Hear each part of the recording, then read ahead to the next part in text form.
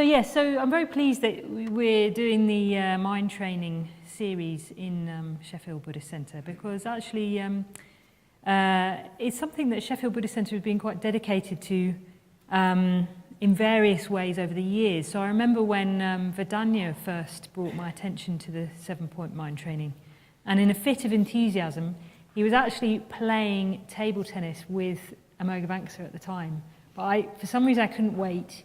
So I decided to formally ask Vedanya to be my mind training guru. Do you remember this? I knelt on the floor in front of him and gave him this sort of box of jewels, which was terribly significant to me. Anyway, and he looked rather alarmed because actually he was just halfway through a game of table tennis. Anyway, he agreed. So, and it made a big difference to my life, actually. Very big difference to my life.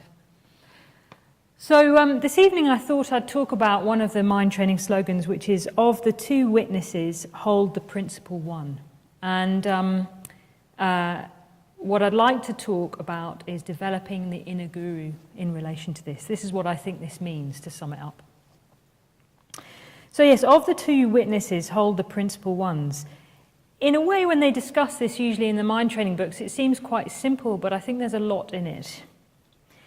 So what it refers to is when something's happening that's surprising or makes you stand back, you start to reflect on that experience. So it's talking about those kind of events in life where something causes us to sort of stop, stand back, reflect on what's happened. And immediately what we do is we ask the people who are also there, or we ask our friends, what did you think? And the mind training is saying, well, you can ask your friends, but you are the principal witness. You are the one who really knows what happens. So it's asking us to call on something within ourselves, a kind of deeper wisdom or perspective on what might have happened. And to check in with our own wisdom. Well, what do we think? We can't just rely on what other people think. We've got to decide for ourselves.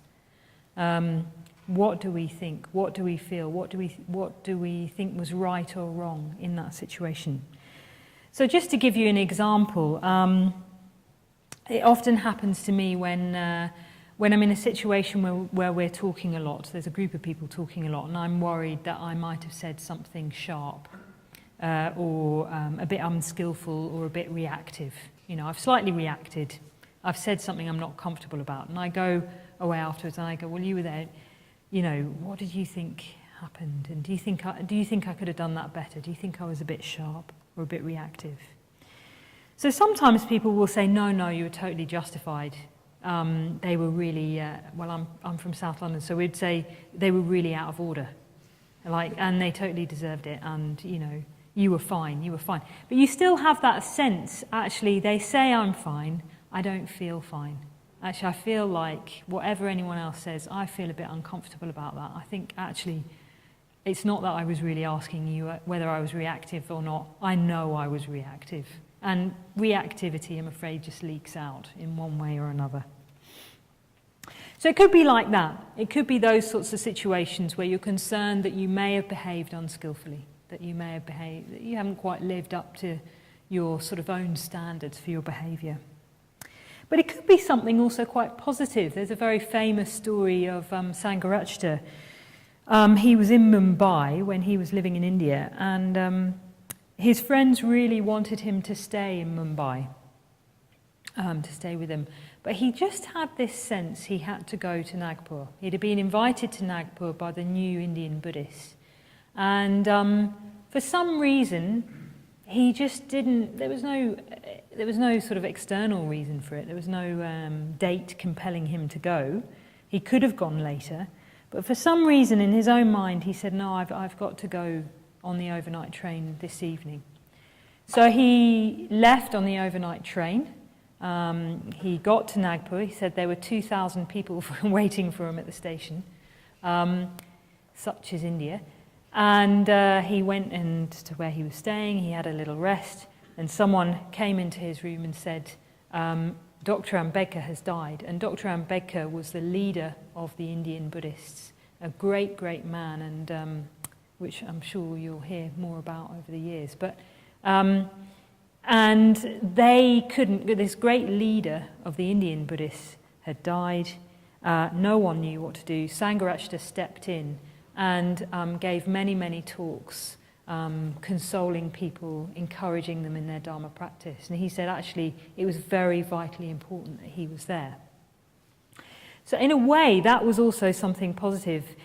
His inner guru just told him, the principal witness told him, no, whatever else anyone is saying, I know I've got to do this. I don't know why I've got to do it, even, but I've got to do this. It's a sort of deep knowing that only you can have about yourself. So this process, it's talking about this process of calling on something deep within ourselves and to be the witness in our behaviour, for good or for bad, whether it's saying, actually, I did something I'm not comfortable with, or I know I've got to do something positive. I know I've got to do something, though maybe even I don't know why. There's a kind of calling within ourselves to action. And that's the practice that this slogan is talking about, of the two witnesses hold the principal one. You know, you've got your own deep inner wisdom that will tell you what to do. But actually it's not always that straightforward, because how do we know that we're calling on something that's in line with the Dharma? How do we know that we're calling on the truth? Because I don't know about you, but my mind is quite full of nonsense, quite a large proportion of the time. I've just been on a solitary retreat, which we sometimes do, and I've had great opportunity to be with my mind, talking nonsense for 6 weeks. So, we could be deluding ourselves. How do we know? How do we know that this is, the deep wisdom or just the deep superficiality?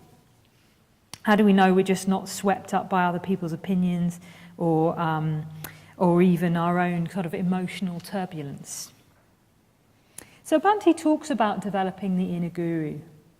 He says you've got to develop your own guide to your skillful behaviour, your own inner knowing on what is going to help you transform and develop. And in Buddhism, this quality is often related to a quality called Hri, which is which the Buddha called one of the guardians of the world. It's definitely your guardian, Hri.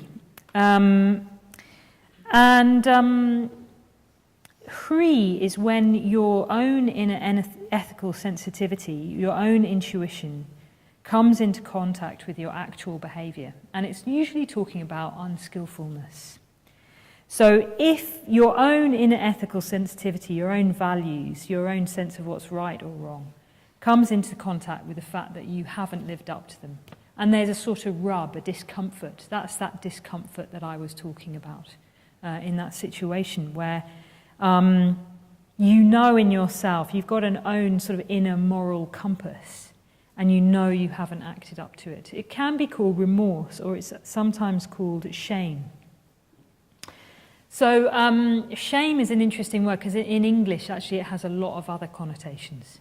So I've been listening to Brené Brown. Has anyone listened to those TED Talks on vulnerability and shame? Actually, they're quite interesting. I don't know why I sort of look really surprised, but I don't normally listen to a lot of TED Talks, but she's done a lot of research into shame and how it motivates a lot of social problems, basically. And she says that shame is the fear of disconnection with others. And actually, I think from the point of view of Hri, there's something in that. The reason that you feel remorse on your own unethical behaviour is that you fear a disconnection not only with others, but with your own inner moral compass, with your own sense of your own inner ideals. And of course, when we let our own inner ideals down, then we fear a disconnection with other people as well. So from that, to that extent, I'll go on, but to that extent, it sort of ties in with that idea. But actually in Buddhism, it's much more nuanced because for Buddhism, technically, and Buddhism loves to be technical about mental states, it's what's called a painful mental state, but positive, spiritually positive. And it's spiritually positive because paradoxically, if you feel Hri, if you feel remorse, you're more in connection with your own ideals, inner ideals. You fear that disconnection, but actually what's going on is you're more in connection with your inner ideals because you know what they are and you know you've let yourself down. And no one else can give you that. No one else can tell you that. You've got to feel it yourself. Actually, it wasn't right what I did. And I could justify it, but I know I was reacting. I know. You're in touch with your ethical sensitivity. Even if it's painful because you haven't acted in line with it, you're in touch with it. You know it's there. And your own inner ethical sensitivity is your sensitivity to life itself and to reality itself and to your own potential. It's a bit like if you behave unskillfully, you sort of sever your connection to your own inner potential, or temporarily sever it, but you disconnect from your own inner potential and you disconnect from the life of others, because unskillfulness is usually a disconnection with others. But if you're in touch with your own hri, your own remorse, then you've got something to call on. You've come back into contact with what your ethical sensitivity really is, and you can work with that. So actually, Brené Brown goes on to sort of define more what she means in her terms, and what she'd call that would be guilt, which again is a hopeless word in English because it gives rise to this sort of idea of irrational guilt. But what she's saying is that's when you feel a sensitivity to your own ethical behaviour. But it's very, very different from what she calls shame, which is the voice that's never good enough. You know, I'm never good enough, or who do you think you are? Or a feeling of worthlessness, particularly in relation to an externally imposed ideal. So there's this ideal, she goes into this, society gives us ideals. You know, you should be the perfect mother, the perfect wife, the perfect business partner, and have perfect hair and makeup and all these things, and a perfect cook. And you've got this huge external ideal and you never feel like you live up to it. You never feel like you live up to it. Or it could be that, and she says this is particularly true for men, that you always feel that you should never be weak, that you should never have an emotional vulnerability. And you can never live up to that because we're human beings, and of course we have emotional vulnerability. So Buddhism does actually have a word for that state of mind, which is not hri. Hri is talking about specific behaviour. What we call that kind of voice is the voice of Mara. So Mara is this kind of demonic figure who comes along and just as you're getting somewhere, he stands and goes, who do you think you are? You know, you can't do it, you're worthless. And actually, interestingly, that happened to the Buddha. It was the last thing, apparently, that happened to the Buddha before his enlightenment. He was sitting at the Vajratara, underneath the Bodhi tree, just meditating, doing the mindfulness of breathing. A reality was opening up. He was on the cusp of understanding the true nature of all existence. And along comes Mara and says, what right do you have to sit at the Vajrasana, at the diamond seat of the Buddhas? What right have you got to gain enlightenment? What have you done? You're nothing. You're worthless. So the Buddha, famously, and you may know this, he touches the earth. And the earth goddess comes up and says, bears witness to all the positive actions that he's done over the years. So this is the response to that kind of voice, which Brené Brown calls shame, but we call Mara, which is to touch the earth, remember what you've done in your life. And the other thing that I quite like about Mara, he does come up quite a lot in the Buddhist scriptures, and there's some wonderful stories. Eventually he becomes a Buddha, by the way, but that happens much later. And they call him the Buddha sometimes. Mara comes along, says, you're worthless. You're nothing, everyone hates you. And the Buddha just turns around and says, friend of negligence. So he's called the friend of negligence, or the cousin of carelessness. Because, of course, what Mara does, what that voice does, is it just stops you acting. And it's the absolute antithesis of the inner guru. Because the inner guru is helping you to develop and grow, is helping you to act positively. And Mara is telling you to stop. and do nothing because you can't. And you know what that voice, we've all got that voice that sometimes says we're worthless and hopeless. We shrink into ourselves, and when we shrink into ourselves, we don't act. It's the sort of opposite of creativity. So if Mara comes along, don't worry about it. It happens to everyone. Stand back and say, friend of negligence. So Hri is a manifestation of the inner guru, giving you a teaching that's painful, but also liberating. And this is something that can be developed. Anyway, I was reflecting, I particularly wanted to do this slogan, and I was reflecting on how to develop this voice, this inner voice of Hri, how to contact our ethical sensitivity, how to develop our inner guru. Because last year I had a very interesting experience, and this is interesting in the Buddhist way, which means really unpleasant. Which is that I lost my inner guru. Been practicing for, oh no, I can't say, because then Vajratara said how old I was when I came to the Buddhist Center. A long time, but not that long. Anyway, so I've been practicing for a long time, and I just completely lost my inner guru. There were particular circumstances to that, which I won't go into, but well, I just will say one thing, which is that I was under a lot of criticism. Criticism is can undermine your inner guru. Anyway, so I lost my inner guru. So when someone said to me, what do you feel about something, or what are you inspired by, or what do you feel in your heart about this? What in your heart do you want to do, Vajratara? There'd be nothing. I don't know. I just look blank, or mildly frightened, because I knew this was a question I should be able to answer, and there was just nothing there. So in a way, I took that as an opportunity. Okay, I know what I need to do. The voice of my inner guru, I'm not hearing it. It's probably there somewhere, but I'm not hearing it.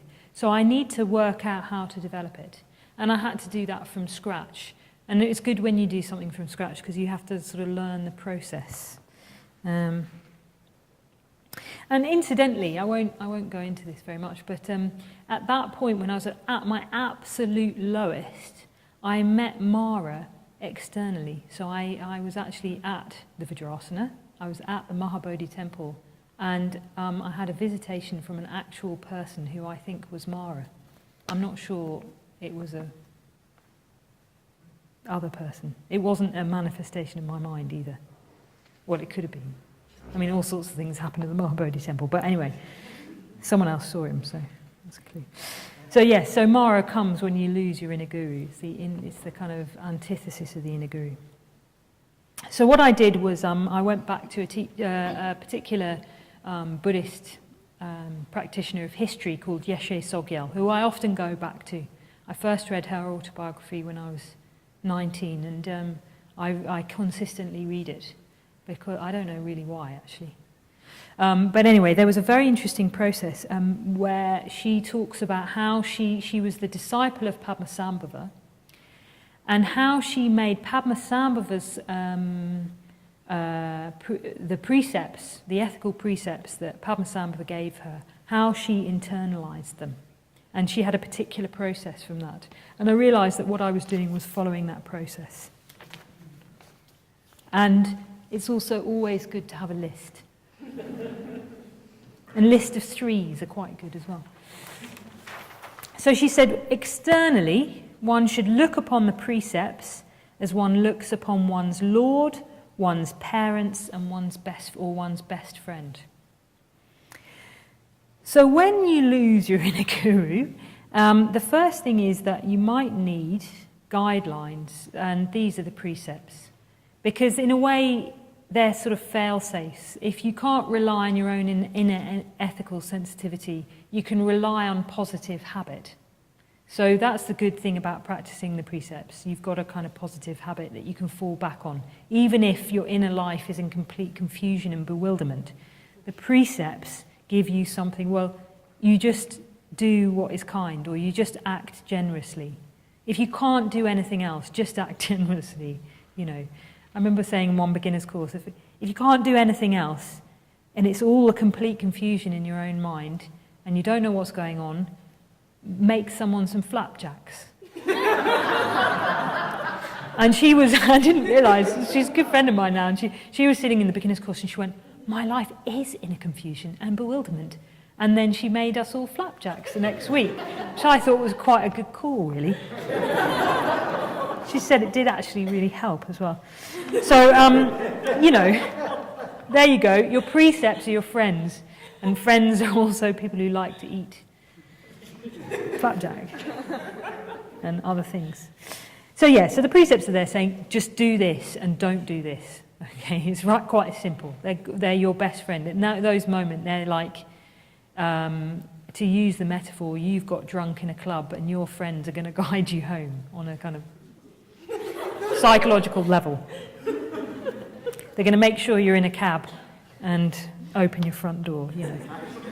So that's what the precepts sometimes are to us. They're our best friend. They're looking out for us.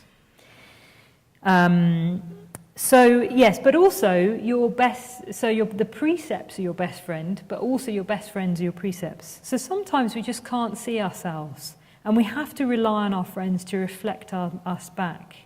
Not to just give us loads of advice, but sometimes they can see something. So when you're ordained, you're invited to join a chapter, and a chapter of the local order members, where you discuss your spiritual practice.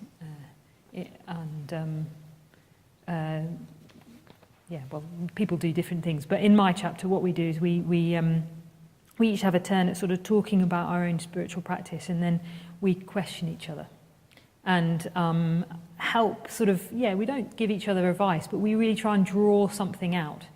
And this is what we do in the women's ordination process. So we have these really small chapters, like 3 or 4, because we take hours over it. So I just want to say to the women in the ordination process, don't worry, we do it to each other, not just to you. We're very good at it. And we like, so you say something and your friend goes, oh, that's interesting, you should say that. Do you want to say a bit more about that? And you know, oh, no, I don't. But actually it's always really good, and I always come out of our chapter feeling like a different person, And I'll just give you an example. In my chapter, I've got a very lovely friend called Karen Adi, and she when she's about to give you some really difficult feedback, she says, "Sweetie." So she says, "Sweetie," and I thought, "Oh no." And she said, "I've just noticed that actually the music that you listen to can be quite depressing, and I want to hear what kind of music you're listening to. So now I've got an approved sort of list." And she went in. We agreed. She got completely different musical taste, and hers I find very cheesy. So we've met in the middle. And then we found this one song that she approved of at the moment, and she said, no, this is okay. And then we played it to another one of our community members who's just taking grade 8 soprano singing and mainly listens to opera, and we played it to her to see if she approved of it as well. I don't know why I got into this. And then she said, well, I can't understand it because it's American. So we had to stand next to her translating all the words before she would approve. We know how to enjoy ourselves at TRO. So yes, you've got your friends in all areas of your life. And it's good because when you feel that uncomfortable feeling, when you feel Khri arising, you can talk to them about that. And it doesn't mean that you just have to rely on what they say, but you discuss it, you explore it. It's an active practice of what we call sometimes confession, where you say, well, look, I've done this thing and I'm uncomfortable about it. And they say, well, tell me a bit more. And they unpack it and they say, well, do you feel like you've broken a precept? What emotion was underlying it? What mental state was underlying it? And you tease that out. And I think all of this is about sharing our vulnerabilities and taking emotional risks with each other and hearing each other's emotional life, sharing our inner thoughts and feelings. And just knowing that when we share our inner thoughts and feelings, we realize this is the pull of humanity. We're not unique in feeling uncomfortable or feeling bewildered or feeling like we've done something wrong. All these things are a part of human life, and we're all subject to what the Buddha called the worldly winds, different worldly pulls. And sometimes we just need to talk to each other about that and to share our inner lives, to share our hurry or remorse, but also to share the good thing and say, look, I've got this thing, I don't know why, I just feel like I really need to do this.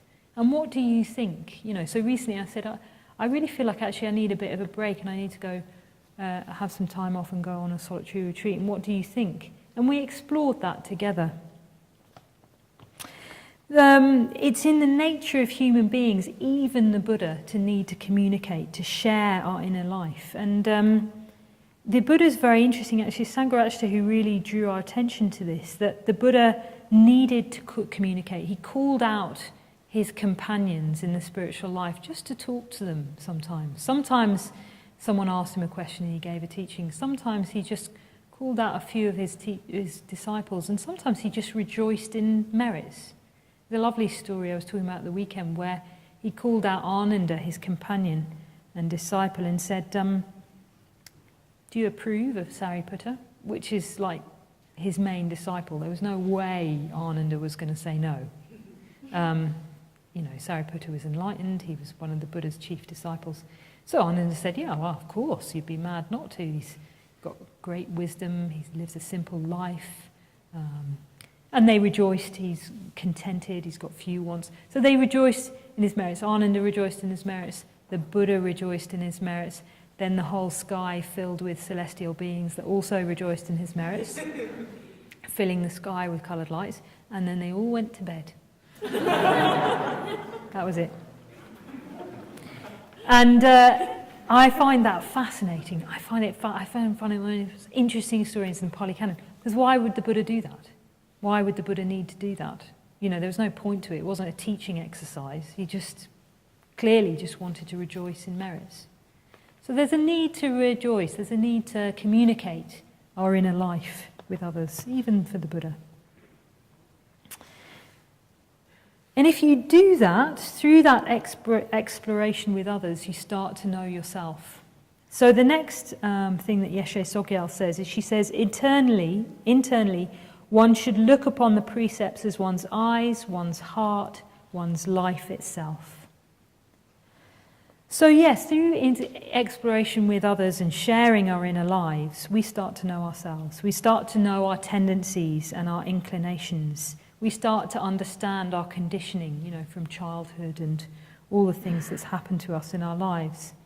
We know ourselves in relation to others. I think it's very difficult to know yourself completely, all your pulls, all your habits, all your tendencies, without the help of others. I certainly have found that in my life. It's through my interaction with others and through my spiritual friendships that I've started to understand myself more deeply. And I've started to understand what motivates myself. In developing the inner guru, we need to call on three, what Sangha calls the grounds of faith, which are intuition, reason, and experience. Say that again, intuition, reason, and experience, into what's helpful or unhelpful to us. So we all know this because we've all come to the Buddhist Centre and you know the process. You're a bit nervous. I was a bit nervous. I remember saying to my mother before I went to the South London Buddhist Centre, I said, I don't want to go, I don't know who's going to be there. And she goes, well, they're hardly going to be axe murderers, are they? Very typical of my mother's, like, as a scale. Well, no, they might not be axe murderers, but they might be other kinds of murderers, I don't know. Anyway, I went there, and no one has murdered me yet, so that was good. Yes, so we go to the Buddhist Centre, and we have an intuition. That's first of all, we get a feel of the place. I remember having a feel of the place, it was just very, very positive. It was very, very warm sort of feeling, and they asked me what kind of tea I wanted, and I'd only known one kind of tea up until that point, so I just said milk and one, And then they gave me this thing called herbal tea, which was quite exciting. So yeah, I was 17 at the time from South London. So yeah, so we go in, we have an intuition, And then we start to check things out. So the usual thing that Westerners do is they buy a book. I bought a book. It was Introducing Buddhism by Vedanya. And then I bought another book, which was Introducing the Three Jewels. Anyway, so we start to read, we start to think, we're taught the meditation, we try and work it all out, and we go along for a while. You know, we don't just totally throw ourselves in. We go along for a while and just see if what happens in our experience. So this process, intuition, reflection, and or reason and experience, helps us develop this own inner wisdom. But I think it needs a certain amount of space for one's thoughts and feelings to roam free. I think it needs a deep listening, because the inner guru, that inner wisdom, is not going to develop unless we listen to it, or conversely, if we do listen to it, it will start to speak more and more and more. So it needs a deep listening, and sometimes it needs a kind of following through strange threads. So it might be that in that space and deep listening, you have a sort of urge to do something that doesn't quite make sense, but is positive. You know it's skillful. Maybe there's a place you're drawn to. I remember actually I was just talking about Park Hill Flats. I was often drawn to, when I lived in Sheffield, to, this is quite strange, but anyway, I was drawn to the Sheffield Buddhist Centre the Sheffield bus station. And there was a particular thing, because I had this experience at one of the kind of bus stops where there was some chairs, and I was sitting there waiting for a bus, and you can see Park Hill Flats, and there was this flock of birds. The sun was setting on Park Hill Flats, and this flock of birds came over. They were white. I don't know quite what they were, but this flock of birds came, and they did that, and they did that, and the sun caught their wings, and it was so beautiful that it really touched me very deeply. So sometimes something like that happens, or you're drawn to a particular place, maybe a particular tree or a particular park. Maybe go to the botanical gardens, and there's a particular place in there that feels very strongly to you. Maybe you're drawn to a book or a person. Some person sort of evokes something for you that you just want to be around them. Maybe a craft project.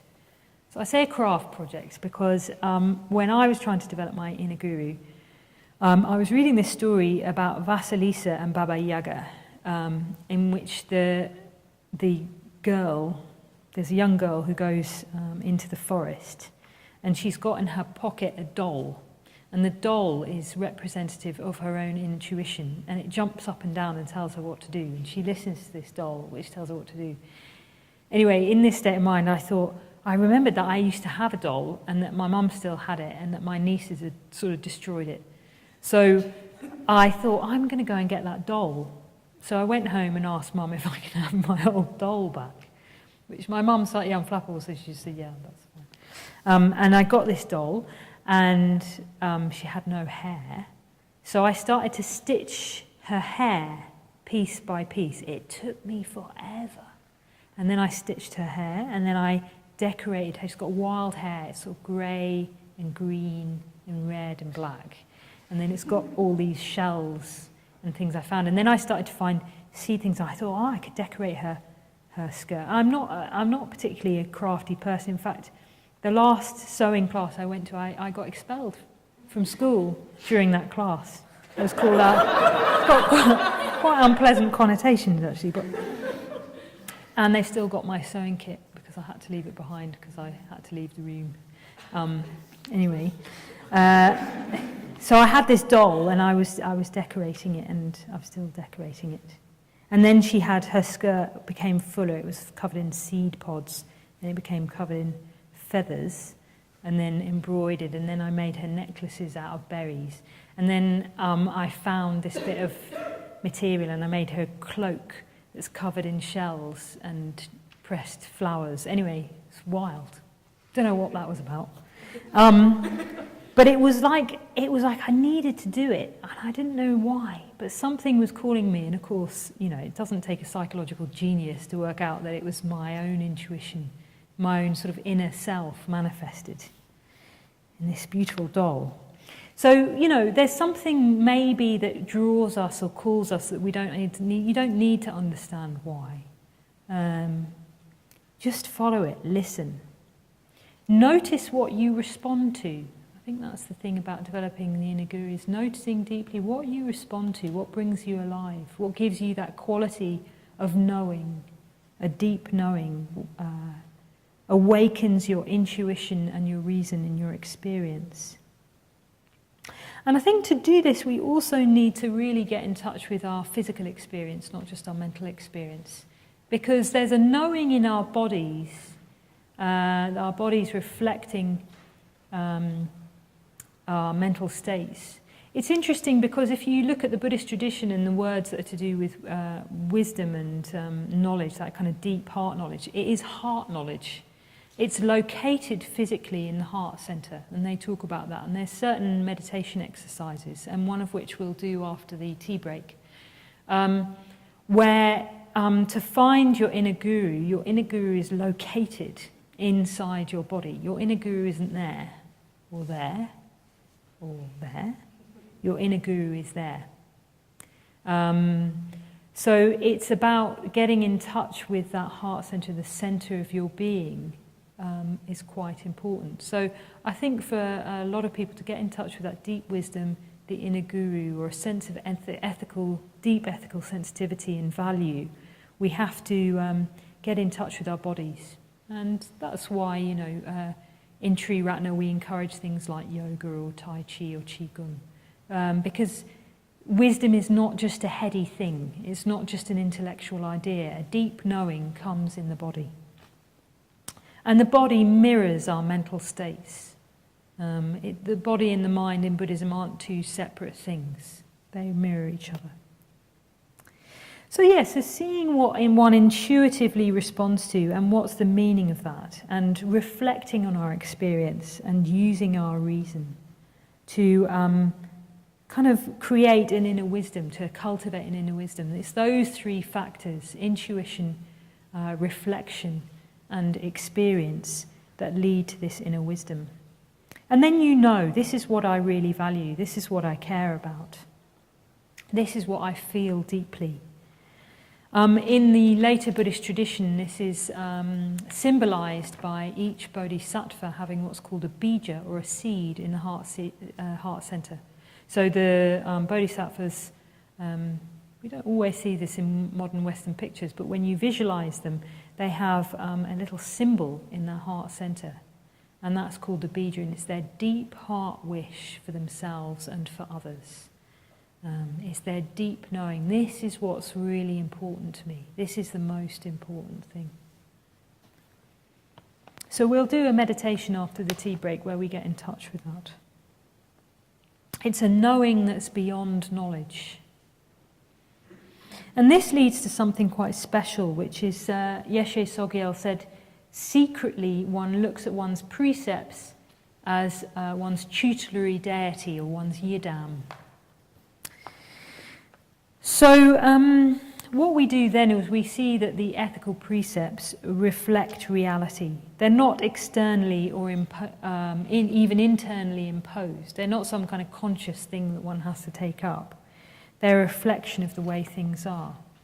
So what this is really pointing to is the vision that the universe is alive and is sacred. I was thinking how to explain this. It's very difficult to explain this, but it's a vision of reality that comes up again and again in the Buddhist tradition, where the universe is not sort of dead phenomena, cold, dead, uninteresting sort of phenomena. Actually, the universe is alive. It's always changing. It's always moving. It's not solid or fixed or separate. It's more mysterious than we can possibly understand. It's more sacred than we could possibly understand. I've just been reading this book on the hidden life of trees. And what you realize in that book is that we know nothing, even about trees, which we think we know everything about, how they communicate with each other, how they actually transfer their nutrients to each other when one tree is struggling, how they've got a whole network of communication with each other, how they even taste and feel. So yes, the universe is alive, and once we start seeing the universe as fundamentally alive, mysterious, in process, always moving, we develop this deep empathy with life, because we are also part of that. We're not outside of life, we're not outside of reality, we're part of that reality. We're not fixed, we're not separate, we are also deeply, deeply mysterious. And we can have this direct and immediate and instinctive sensitivity to life, and ethical behaviour, and all our behaviour can flow from that. I was trying to think of an example of this, sensitivity to life, and once I was on solitary in Cornwall, and I was walking through a field, and what I felt suddenly in this field, there's nothing around, but this field, I felt this very strong fear. And I thought, oh, that's interesting. I wonder if there's been a battle here, you know, that fear has arisen and I'm picking up on some ancient fear. Just wondered about it. I was feeling a bit uncomfortable in myself, but, you know, so I carried on walking. And as I carried on walking, I turned the corner, and there was a dairy farm. And in the dairy farm, there were these little calves in these plastic kind of boxes, where just as big as a calf, with one open hatch and then some straw there, or hay, whatever it is. And they were eating that, and that was their life. And their sense of fear there was absolutely palpable. And in a way, that's when I just thought, oh, that's why, you know, you might become vegetarian or vegan. It's not a kind of considered decision necessarily. It's a sensitivity to life. And the life in me knows the life in that calf, and can feel the life in that calf. That life in that calf is not separate from me. And I just wanted to sing a song of lament. I just wanted to take the earth and, I don't know, cover it in myself and wail. I wanted to just cover myself in earth and wail at the sadness of it all. So yes, it doesn't mean that the inner guru has to sort of speak to us or consciously, or interpret what is happening around us consciously. It can be also that life is the play of the inner guru, and that everything in a way is the manifestation of the inner guru.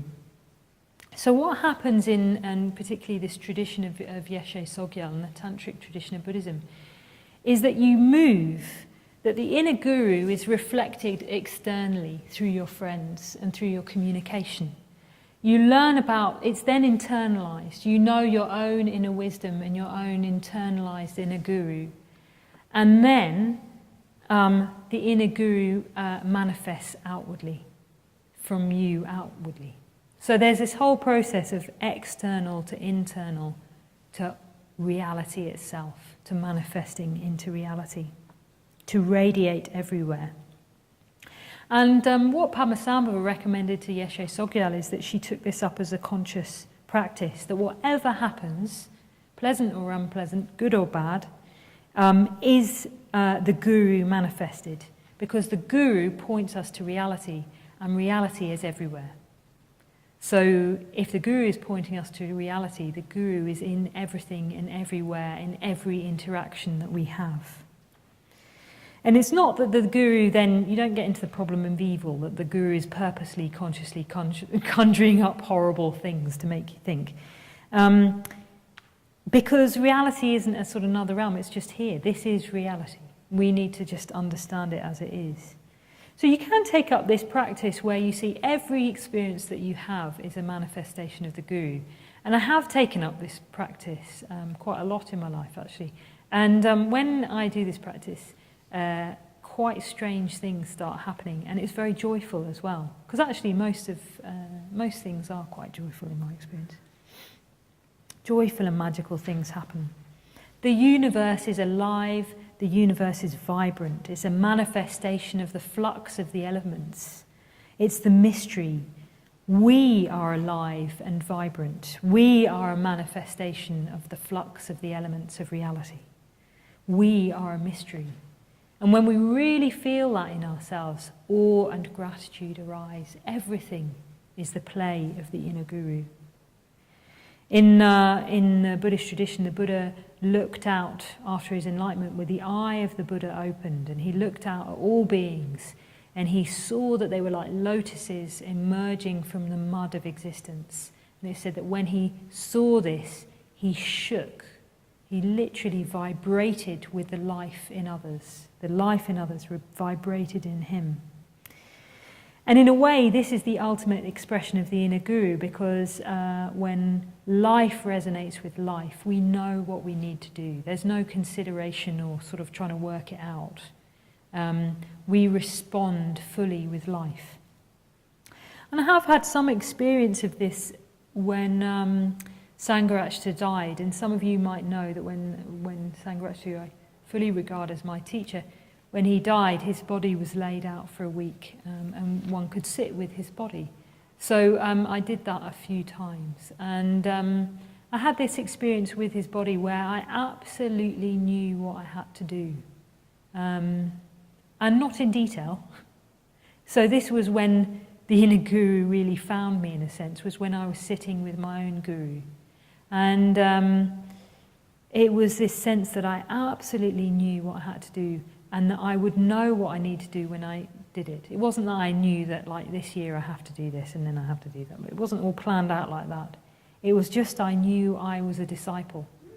And I find that a very, very positive sort of archetype. So I just knew what I had to do, and that it was going to be okay, and that when I needed to know it, I would know it. And that what I needed to do was fully practice the Dharma life. And that would unravel in its own way, and I would just know. So my inner guru, and in a way my outer guru, are not different. They're not quite the same. I'm not saying I'm Sangha just to clarify. But there's a sense that actually the inner guru and the outer guru are not two separate things. And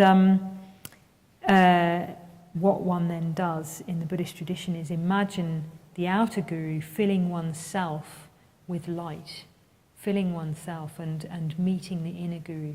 So when the inner guru and the outer guru meet, something very, very special and extraordinary and very peaceful and certain sort of happens. So that's the sort of process of finding the inner guru, and the inner guru manifesting with the outer guru as non-separate. So yes, so we can develop the inner guru. We can develop the inner guru externally with the help of our friends, and with the help of the precepts.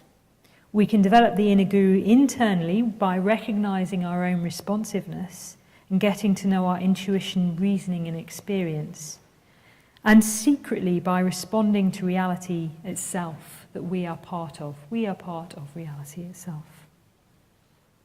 And we can also help others to develop the inner guru. I think the first way, well, the main way that we can help others to develop their inner guru is just by getting out their way. And not kind of piling in with the advice, not telling people what to do, but just holding a space where we share each other's inner life, where we share each other's vulnerabilities. I would also say be cautious about criticism, because I think criticism can undermine someone's inner guru, and also the importance of maintaining truthful speech. Because if you hear things that are not true, you're hearing something that you know is not right somewhere, but someone's telling you it is right, and that can make you lose confidence with your own intuition. So intuitively you sort of know it's a lie, but they're saying, no, it's true. And that makes you have a distance between your own intuition and what's being told to you. So I think it's very important to maintain truthful speech, help people trust their own intuition. But I think also just by rejoicing and reflecting back each other and by sharing our inner life, we can help each other develop that inner guru. So I'm just going to end by the prayer that one says after the Guru Yoga. You might not understand it all, but I hope you just get a feeling. So this is a special meditation where you contact the inner guru and allow your inner guru to meet the outer guru. O my own immediate, 'Sri Lama Rinpoche, abiding within the lotus of my heart, I ask you to guide me, May you never separate from me, but on the contrary remain inseparable. Grant me siddhi of body, speech and mind. Throughout all births may I have an excellent guru, and from him never separated may I practice the Sridharma, and fully accomplishing the good qualities of the paths and the bhumis, may I speedily attain the Vajratara state. From this evil mind of mine, speedily liberated, may I speedily become the Guru Buddha, and may I lead all beings without exception to the Guru Buddha's abode. O Sri Guru, as are your kaya's length of life and abode, and thy resplendent lakshanas, so also may I be.